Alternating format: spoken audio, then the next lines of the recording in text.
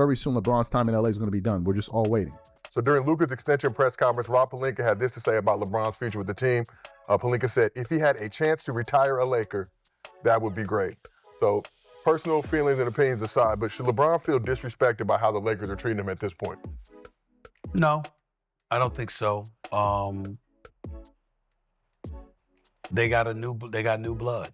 The King didn't lose his crown in a finals loss. He didn't get pushed out by management. He didn't even get traded. The King got rejected by his own people, and Lakers fans made it loud. Nearly 90% of the fan base is done with LeBron James. Not in a respectful way, not with gratitude, but with pure frustration. This is the same guy who helped deliver a championship 5 years ago, but one moment flipped everything on its head. One absence, one decision. One quiet Sunday that screamed louder than any press conference ever could.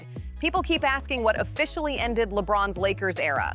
Was it the losses, the control, the passive moves?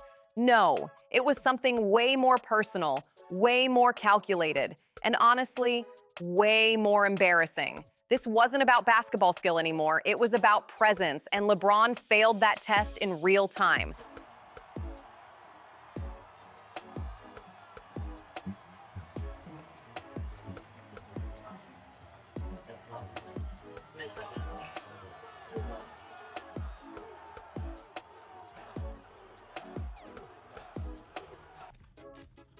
Everybody good? Yep.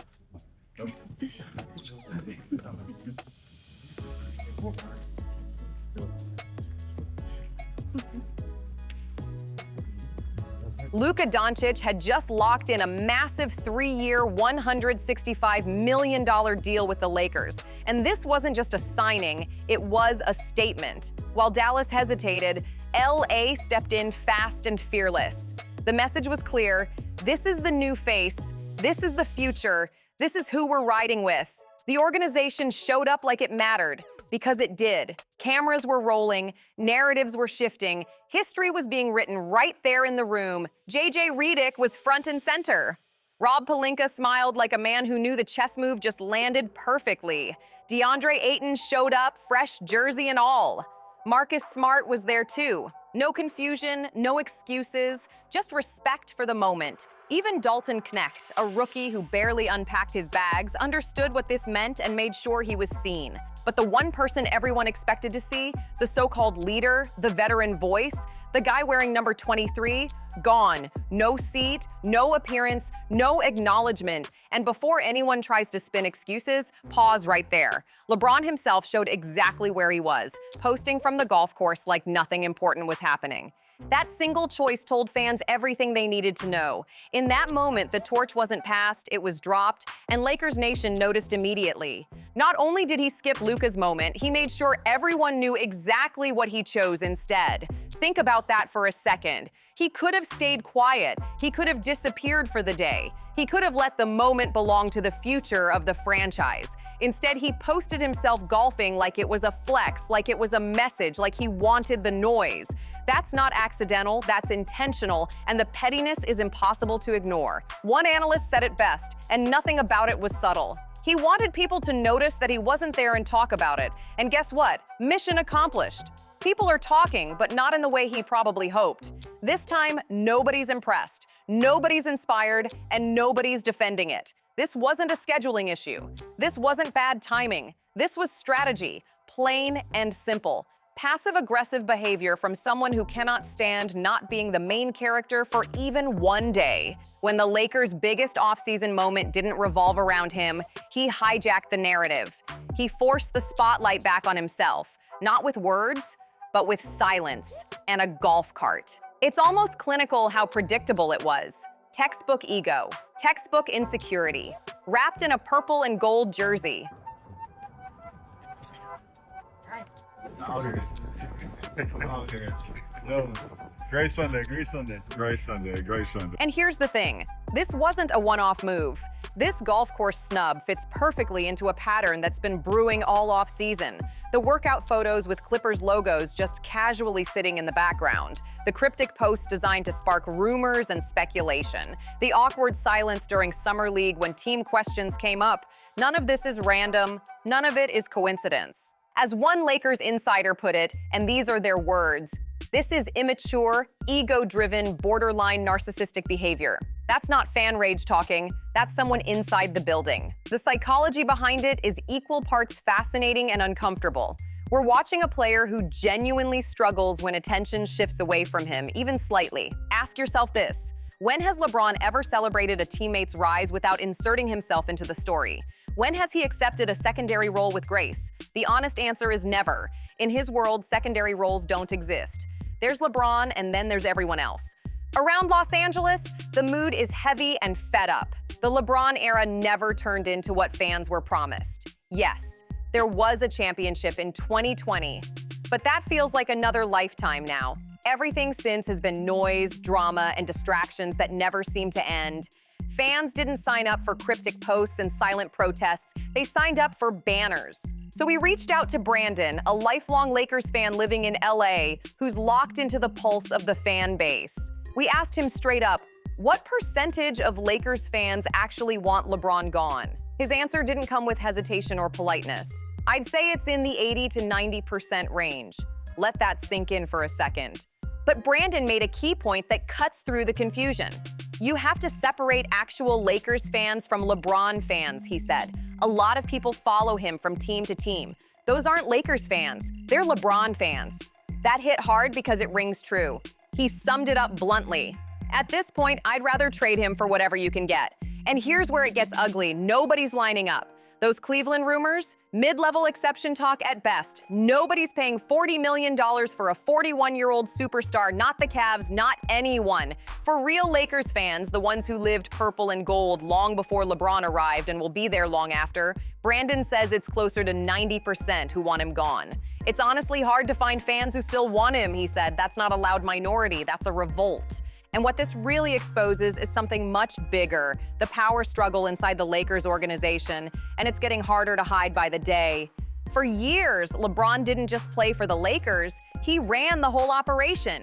Coaches came and went with his influence hanging over it. Roster moves didn't happen without his fingerprints on them. Draft decisions, locker room direction, even the long-term vision, it all bent toward LeBron's gravity. The franchise didn't just revolve around him, it orbited him completely. But those days are done, and the shift has been brutal to watch. The page has turned in Los Angeles, and LeBron is clearly struggling with the reality that the book isn't about him anymore. This transition wasn't smooth, it wasn't respectful, and it definitely wasn't comfortable. Because for the first time, the Lakers didn't ask for his permission. Luka Doncic isn't just the new star. He's already moving like the guy in charge. He's shaping the roster in real time. He's the one who reached out to Marcus Smart. He's the voice behind bringing in DeAndre Ayton. He's sitting down for dinner meetings, building real relationships, setting the tone for what this team is about to become. While one guy is posting stories and going quiet online, the other is actually laying bricks for the future. And that's what's really bothering LeBron. It's not the roster, it's not the fans, it's not the media, it's the loss of control. For the first time in his career, he's not the decision maker. He's not the center of the franchise universe. The Lakers are officially building around Luka now, and LeBron is being nudged into a supporting role. And here's where it gets uncomfortable. People with narcissistic tendencies don't handle that shift well at all. They don't self-reflect. They don't admit mistakes. They don't say, maybe it's time. As one analyst put it bluntly, that's simply not possible for someone like that. Obviously, for myself, I want to do whatever it takes to help our team win, and I haven't been able to do that the last two. LeBron genuinely believes he's the one being wronged here. In his mind, the organization betrayed him. He can't process why the Lakers stopped centering everything around him. But the truth is simple, the franchise didn't turn on him. It outgrew him. In his own head, LeBron is still the king, and everyone else is either blind or ungrateful for not seeing it anymore. That's the fantasy he's holding on to. But reality in Los Angeles has moved on fast, and it's a lot colder than his self-image allows.